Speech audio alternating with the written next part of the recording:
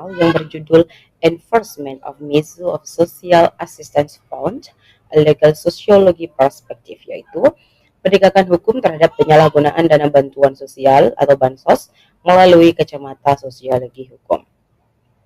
Jurnal ini ditulis oleh Wiwi Haryani, Ratmawati, Maskun, dan kawan-kawannya.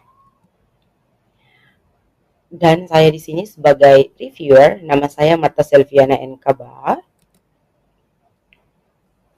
Dan kita akan memulai dari abstraknya.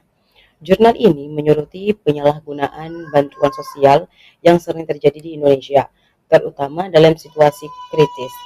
Penulis tidak hanya melihat masalah ini sebagai pelanggaran hukum normatif, tetapi mengeksplorasi struktur sosial, budaya, masyarakat, dan perilaku aparat yang mempengaruhi efektivitas penegakan hukum.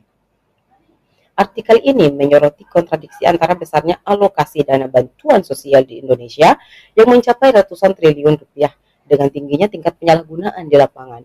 Penulis menggunakan data dari Ombudsman Republik Indonesia yang menunjukkan bahwa keluhan masyarakat terkait bansos sangat dominan, yaitu di atas 80% pada periode tertentu.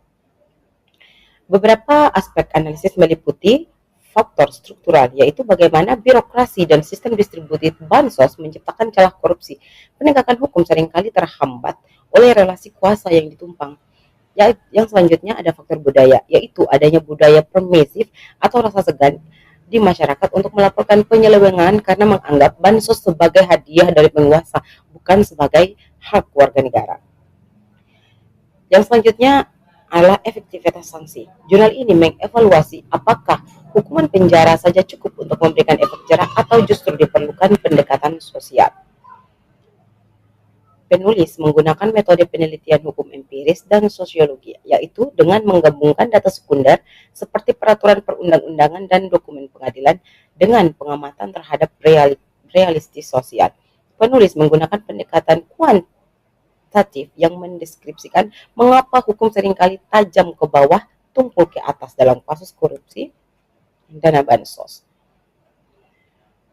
Pendekatan sosiologi hukum berbeda dengan pendekatan normatif yang hanya melihat undang-undang. Artikel ini membedah mengapa hukum seringkali mandul dalam praktiknya. Fokus utamanya adalah pada 3 elemen sistem hukum menurut Lawrence Friedman. Yang pertama yaitu substansi hukum, yaitu peraturan yang ada dianggap masih memiliki celah atau kurang spesifik. Yang kedua, struktur hukum, lemahnya kompetensi aparat penegak hukum dan infrastruktur kelembagaan. Yang berikutnya adalah budaya hukum, adanya faktor budaya di masyarakat yang terkadang memaklumi praktik korupsi kecil atau kurangnya kesadaran untuk melapor. Adapun kelebihan dari sistem ini, yaitu yang pertama adalah konseptual, yaitu yang sangat relevan dengan realita di Indonesia, terutama pasca pandemi di mana dana bansos menjadi instrumen vital sekaligus rawan korupsi. Yang berikutnya adalah perspektif luas, tidak hanya menyalahkan pelaku, tetapi melihat kegagalan sistematik atas struktur dan perilaku masyarakat, yaitu seperti budaya masyarakat.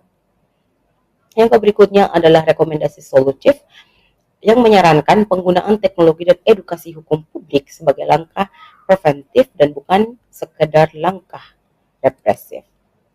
Dan kekurangannya yaitu adalah generalisasi yang secara general, yaitu yang pertama, beberapa rekomendasi mungkin akan terasa terlalu umum. Implementasi teknologi di daerah terpencil yang minim akses internet seringkali menjadi tantangan sosiologi tersendiri yang perlu dibahas lebih dalam.